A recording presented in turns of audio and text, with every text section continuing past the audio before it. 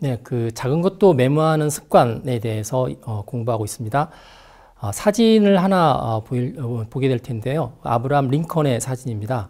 1862년 남북전쟁 시에 앤티텀 운하 주변의 이 메릴랜드 주 근처인데요. 북근 주둔지를 아브라함이 이제 이렇게 방문했을 때 거기에 있는 군인들과 같이 찍었던 사진입니다. 아브라함 링컨을 가만히 보시면 종종 아브라함 링컨의 사진상에서 링컨이 모자를 쓰고 있죠. 영국식 이게 중절모인데, 아브라함 링컨이 이렇게 이제 그 살해됐을 때에도 모자를 쓰고 있었습니다. 그래서 그 아브라함 링컨의 기념관에 가면은 아브라함 링컨이 죽을 당시에 모자가 이렇게 전시되어 있죠. 궁금한 거는 뭐냐면 모자 안에 뭐가 있을까? 모자 안에 아무것도 없죠, 사실은. 그냥 머리 위에 쓰는 거니까. 근데 아브라함 링컨의 모자 안에는 항상 뭐가 있었습니다.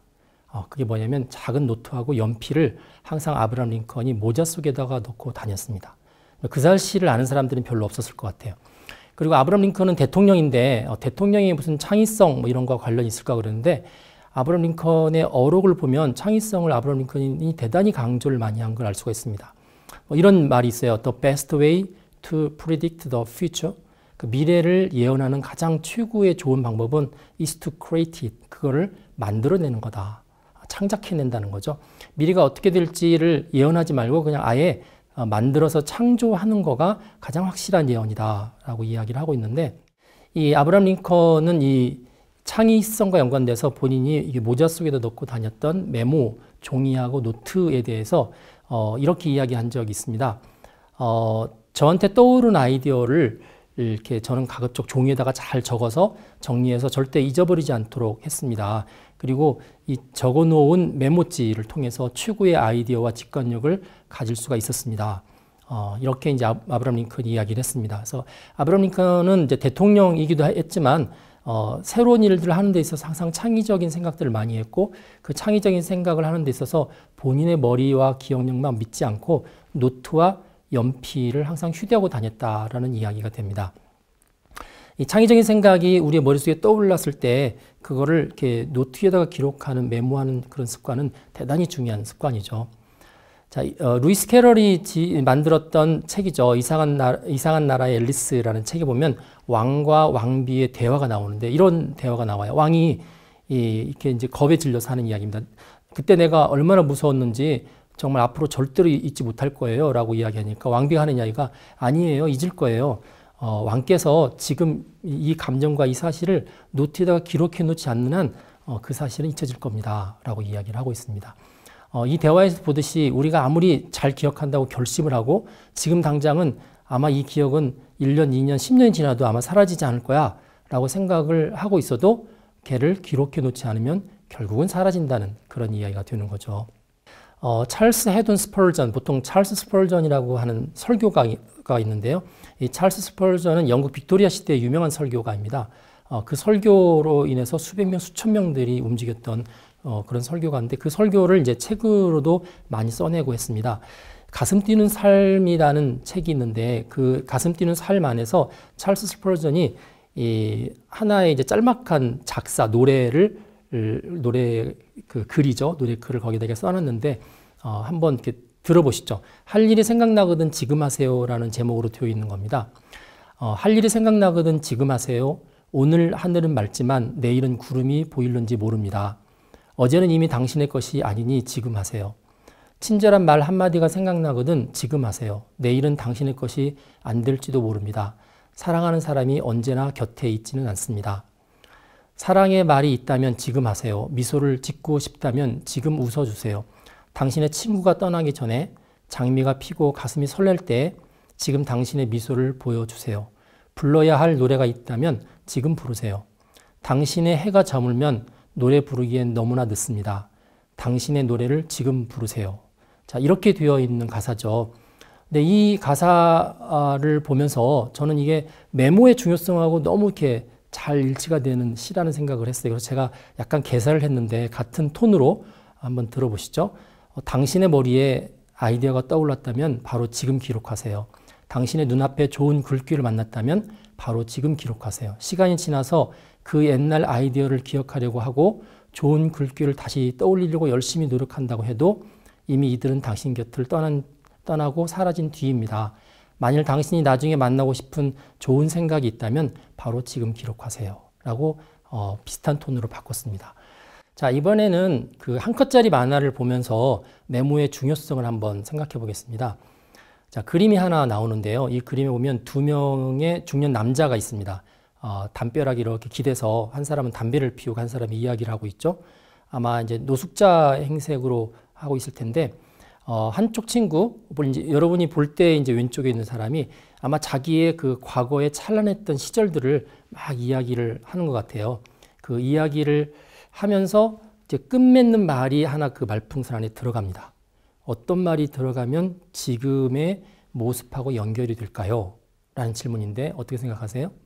네, 요 박스 안에는 어떤 말이 들어가냐면, 그래, 나는 이렇게 어떤 좋은 아이디어를 다 가졌고, 정말 좋은 계획도 가지고 있었어. 그런 기획안도 가지고 있었어. 그리고 이제 말풍선이 들어갑니다.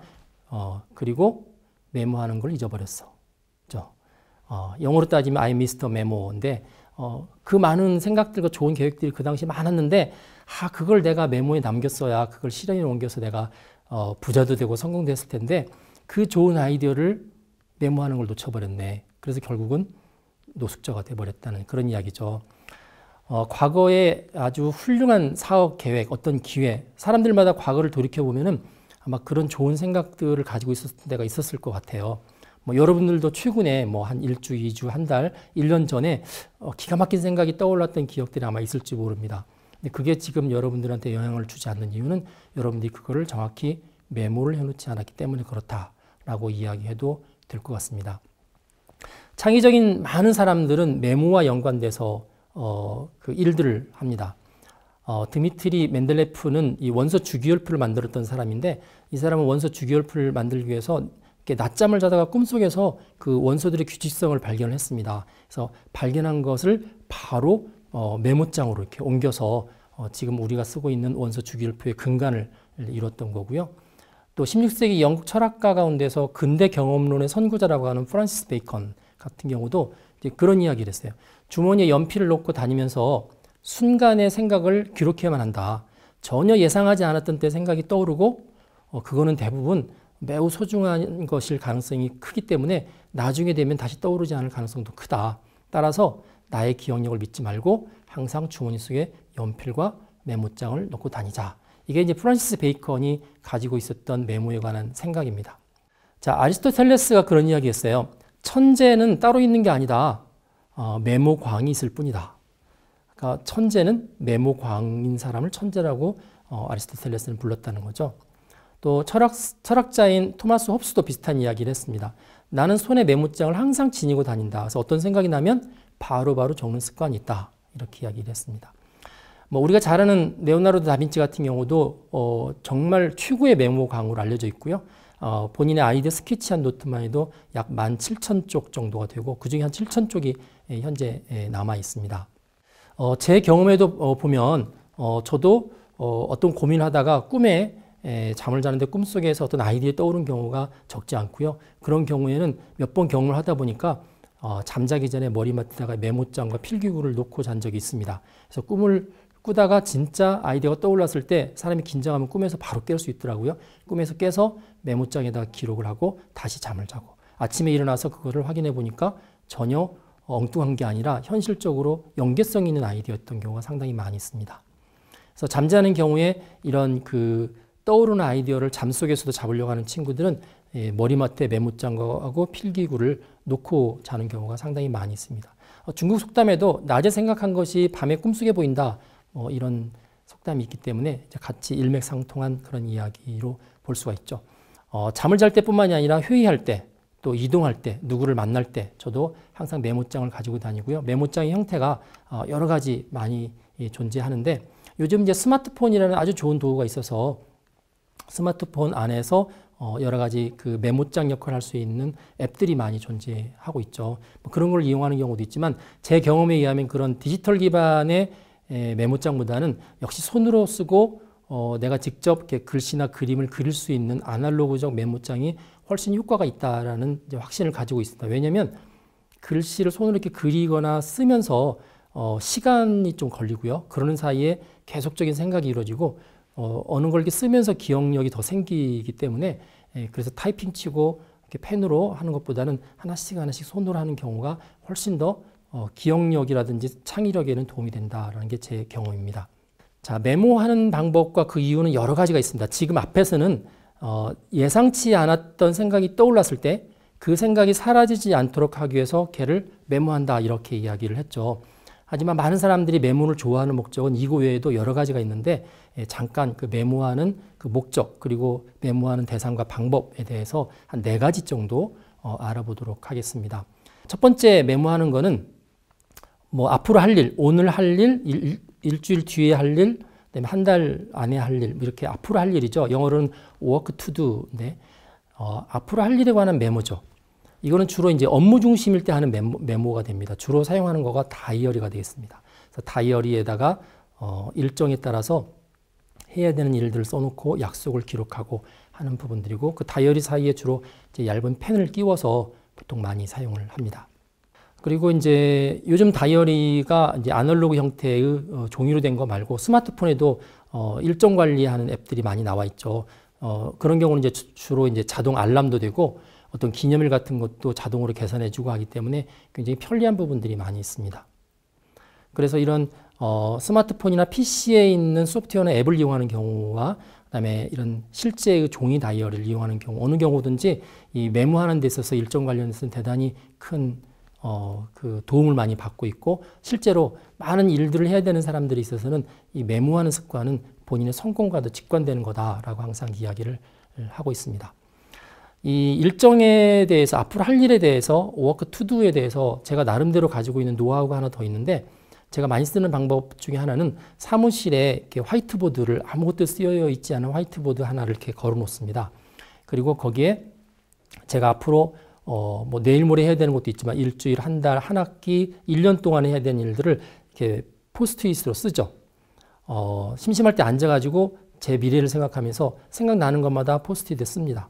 써서 걔를 이렇게 붙입니다.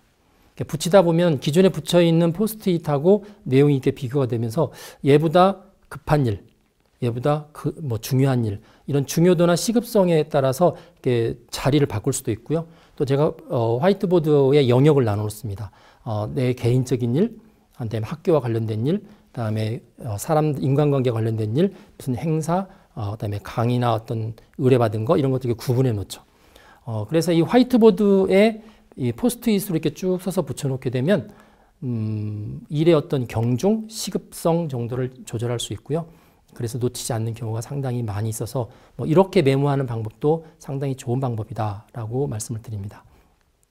자, 두 번째 형태의 메모는 뭐냐면 실제 기억할 아이디어죠. 방금 저희가 앞에서 이제 다뤘던 내용입니다. 어떤 발명가나 창의적인 산물을 이렇게 쫓아가는 사람들이 예상치 않았을 때 어떤 아이디어가 탁 떠오르면 그 아이디어를 기억할 목적으로 메모를 한다는 거죠. 그래서 아이디어 투 리멤버라고 명시를 합니다. 아이디어 투 리멤버를 메모하는 거죠. 기억해야 될 아이디어. 그래서 예상하지 않았던 곳에서 떠오르는 아이디어, 뭐 이동 중에 떠오르거나 회의 중에 떠오르거나 아까 말씀을 드렸지만 잠을 자는 도중에 꿈속에서 떠오르거나 하는 경우에 이제 메모를 하는 경우가 있습니다. 그래서 이런 경우는 주로 몸하고 가장 가까이 있는 메모장을 쓰기 때문에 주로 이렇게 작은 규모를 쓰게 되고요. 펜도 아주 간단한 것을 많이 씁니다. 어떤 경우는 이제 지갑 사이에 포스트잇을 몇 장을 넣어서 그런 경우를 메모지로 쓰는 경우도 많이 있고요. 항상 가지고 다녀야 된다는 부담감 때문에 어떤 분들은 또 사람을 앞에 놓은 상황에서 이렇게 적는 거가 좀 불편하니까 이렇게 보이스 레코더라고 그러죠. 이렇게 만년필처럼 생기는 음성 녹음기를 가지고 다니면서 이렇게 필요에 따라서 상황을 녹음하거나 아니면 본인이 아이디어를 이렇게 녹음하는 경우도 상당히 많이 있습니다. 스마트폰에도 그런 기능들이 많이 있기 때문에 스마트폰에 있는 음성 녹음 앱이라든지 또 에버노트 같은 것을 이용해서 온라인, 오프라인을 겸용해서 쓰는 노트도 많이 활용되고 있습니다. 그런데 스마트폰을 이용할 경우에는 스마트폰을 이렇게 다시 켜고 그 안에 앱을 찾고 하는 시간들이 좀 걸리죠. 그래서 스마트폰이 있음에도 불구하고 여전히 보이스 레코더를 쓰고 있는 분들이 상당수가 됩니다. 그래서 보이스 레코더는 바로 켰다가 또 들었다가 확인할 수 있고 나중에 이걸 또 옮길 수도 있고 녹취할 수도 있고 그렇기 때문에 이 메모의 중요한 도구로 보이스 레코더를 여전히 많이 쓰고 있습니다. 그다음에 세 번째에 메모하는 대상들은 나중에 활용하려고, 지금은 활용하지 않지만 나중에 내가 인용하거나 어디에 활용하려고 저축성으로 메모하는 경우입니다. knowledge to utilize. 나중에 utilize 하려고 적어놓은 지식이나 정보라는 뜻이죠. 책을 읽으면서 이 책 가운데서 굉장히 중요한 규절이 있다. 이걸 내가 인용해야지. 그러면 그거를 메모해 놓습니다. 뉴스 기사를 보면서 이 기사 좋다. 그러면 또 메모하고요. 강의를 듣다가 강의 내용 중에서 좋은 게 있으면 메모를 합니다. 사람을 만났는데 사람하고 대화하다가 저 사람이 말하는 내용이 굉장히 좋다. 그러면 또 역시 기록을 하죠. 유용한 표현, 나중에 다시 활용할 지식, 또 새로운 생각거리를 던져주는 이슈, 뭐 그런 경우도 있고요. 심지어 이렇게 대화를 할 때는 상대편의 특징, 이런 것들을 이렇게 기록하기도 합니다. 그래서 아주 간단한 휴대용 노트나 필기도구가 필요하고요. 사람을 만났을 때, 처음 사람을 만났을 때는 보통 명함을 받죠. 그런 명함을 받으면 저 같은 경우는 명함 한쪽에다가 당사자 앞에서 적기가 좀 불편하면 조금 지난 다음에 적는데 항상 메모를 합니다. 이 사람을 언제, 몇 월, 며칠, 몇 시에 만났고 어디에서 만났다. 이 사람의 키는 어느 정도고 얼굴에 어떤 특징이 있고, 그래서 조금 여유가 되면 그 사람의 얼굴을 이렇게 만화로 그립니다. 그렇게 되면 나중에 그 명함을 이렇게 봤을 때 이 사람이 어떤 사람인지를 알 수 있는 거죠. 요즘 이제 명함에 사진을 넣거나 커리큐처를 넣어서 주는 경우도 있는데 제 수고를 많이 덜어주긴 하지만 그래도 그게 있음에도 불구하고 제가 느끼는 특징들을 거기다 이렇게 그림을 그려서 저장을 합니다. 그렇기 때문에 다시 만났을 때 친근감을 얻을 수 있고요. 제가 정보를 빨리 파악할 수 있는 그런 특징을 가지고 있습니다. 또 한 가지 방법은 이제 휴대할 수 있는 아주 작은 메모장인데 독서 메모장입니다. 지금은 우리 학생들이 많이 안 쓰는데 제가 중고등학교 때만 해도 상당히 많이 썼던 것 같아요. 이 독서 메모장을 제가 가지고 왔습니다. 제가 실제 쓰고 있는 요거는 이제 한 7cm, 12cm 정도 되는 독서 메모장이고요. 주로 제가 많이 쓰는 경우가 어학 공부할 때 뭐 단어나 수거나 표현들을 이제 여기다가 기록을 하죠. 내지는 신문이나 어떤 책을 봤을 때 유어해야 되는 새로운 용어, 신조어 뭐 그런 게 나왔을 때도 역시 이 독서 메모장을 사용을 합니다. 심지어 이제 요즘에 새로 나온 가수들이 이제 걸그룹이다. 예를 들면 그 한 사람 한 사람의 이름을 외워야만 제가 학생들이랑 소통을 하기 때문에 그런 경우는 또 이렇게 제가 기록을 합니다. 또 요즘에 뜨는 정치인들, 경제인들, 인명, 상식 이런 것들을 이렇게 기록을 하죠. 그래서 보시면 이런 식으로 이렇게 쭉 기록을 하고요. 뒤쪽에는 제가 제대로 잘 이해했는지를 테스트하기 위해서 이렇게 요약한 단어 몇 개를 합니다. 그래서 제가 오고 갈 때 버스나 전철 안에서 이 뒷장만 보는 거죠. 뒷장만 봐서 앞장에 있는 내용들을 내가 유추해낼 수 있으면 오케이고요. 이 앞에 있는 내용을 유추해 못 내면 다시 앞에를 공부를 합니다. 어학 공부할 때도 굉장히 좋고 여러 가지 상식적인 것들을 외울 때도 상당히 좋습니다. 그래서 이런 메모장은 딱 호주머니에 들어가기 좋고 때에 따라서 이렇게 뜯어서 가지고 다닐 수 있기 때문에 굉장히 유용합니다. 제가 이런 메모장을 상당히 많이 가지고 있는데 효과가 굉장히 좋아서 지금같이 디지털 시대를 살고 있는 학생들한테도 이런 아날로그 메모장을 잘 활용했으면 좋겠다라고 제가 추천을 많이 하고 있습니다. 자, 마지막 메모하는 거는 이제 list to analyze라고 해서 분석할 대상을 자꾸 적기 위해서 메모하는 건데요. 분석할 대상을 자꾸 적게 되면 적으면서 다른 게 연상이 됩니다. 자, 이 대목은 이제 다음 시간에 본격적으로 다룰 건데 어느 정도 그 빈노트, 좀 큰 빈노트에다가 이렇게 쭉 적어가는 거죠. 그래서 어떤 대상을 놓고 그 대상에 관한 특징을 적는다든지 그 대상에 관해서 장점을 적는다든지 단점을 적는다든지 이렇게 쭉 나열하다 보면은 내가 몰랐던 사실들이 그 메모를 하는 사이에 이렇게 떠오릅니다. 연상작용이 떠오르게 되기 때문에 그래서 분석할 때 상당히 좋습니다. 그래서 어떤 경우는 이제 스마트폰을 이용해서 그 분석할 대상을 적는 스마트 노트하고 연동하는 뭐 그런 앱도 있긴 하지만 아직까지는 여전히 아날로그적인 종이에다가 펜으로서 이렇게 떠오르는 대로 쭉 적어 나가는 거가 효과가 있다고 저는 생각을 합니다. 자, 이처럼 메모를 하게 되면 앞에 이야기를 했지만 사라질 아이디어를 영원히 남게 할 수 있는 장점이 있고요. 그걸 이제 약간 어려운 말로 암묵지를 명백지로 바꿨다 이렇게 이야기합니다. 머릿속에 들어가 있는 보이지 않는 암묵지를 눈에 보이는 명백지로 바꾸는 작업이다 이야기를 하는데 뭐 그런 장점이 있고 두 번째는 머릿속에 담고 있으면 상황이 복잡해서 잘 정리가 안 되죠. 그러다 보니까 마음도 불편하고 어떤 경우는 그게 많이 쌓여 있으면 갑자기 의욕이 상실되는 경우도 있습니다. 그래서 메모를 잘 정리해 놓으면 마음도 평안해지고 머리가 정돈되고 다시 뭔가 일을 해볼 수 있는 의욕과 자신감이 생기는 그런 장점이 있습니다. 그리고 또 이렇게 메모를 해놓게 되면 나중에 이제 검토를 꼭 하셔야 됩니다. 검토를 하게 되면 이전에 예를 들어서 10개를 기록해놨다. 그러면 검토할 때 10개만 깨닫는 게 아니라 11개, 12개, 13개 새로운 것들이 또 깨달아집니다. 왜냐하면 검토하는 과정 가운데서 자기들끼리 연상이 되고 융합이 되는 그런 경우가 많이 있기 때문에 그렇죠. 메모를 해놓게 되면 일의 우선순위를 잘 정리해서 추진할 수 있고요. 그리고 이런 그 연상 효과라고 아까 말씀드렸는데 연상 효과를 통해서 전혀 예상하지 않았던 아이디어들이 새로 떠오를 가능성들이 상당히 많아집니다. 그래서 이 메모장을 이용해서 실제로 이제 기록하는 여러 가지 스킬들이 있는데 제가 몇 가지만 간단히 소개를 해드리겠습니다. 자, 메모장은 낙서장처럼 이용하시면 됩니다. 뭐 인위적으로 이래 된다 저래 된다 규정이 있는 게 아니고요. 그냥 머릿속에 떠오르는 대로 적으면 됩니다. 글로 적어도 되고 그림으로 그려도 됩니다. 그리고 어떤 경우는 책이나 보이는 것들을 그대로 본인이 복사해서 이렇게 모사를 해도 좋습니다. 그다음에 영감을 불러일으키는 뭐 인용문이나 예화들은 그걸 통째로 가져다가 이렇게 적어서 본인이 자꾸 외운 다음에 본인 거가 되도록 자꾸 사용하는 거죠. 외운 거를 써먹고 한 4, 50번만 써먹으면 그냥 내 말처럼 되기 때문에 가급적 많이 인용하도록 해야 되는 거고요. 기억력을 자꾸 강화시키려고 내 기억력이 왜 자꾸 이렇게 나빠질까라고 탓을 하지 말고 그 평범한 메모장들을 잘 활용하는 기술을 더 강화시키면 나빠지는 기억력을 충분히 커버할 수가 있습니다. 경우에 따라서는 여러 색깔의 필기구를 쓰는 것도 많이 도움이 되고요.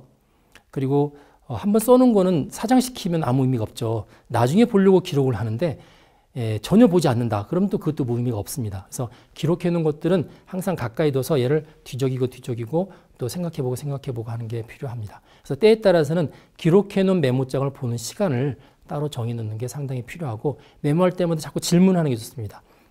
왜일까? 어떻게일까? 그래서 이런 문기는 왜 나왔을까라고 질문하는 거죠.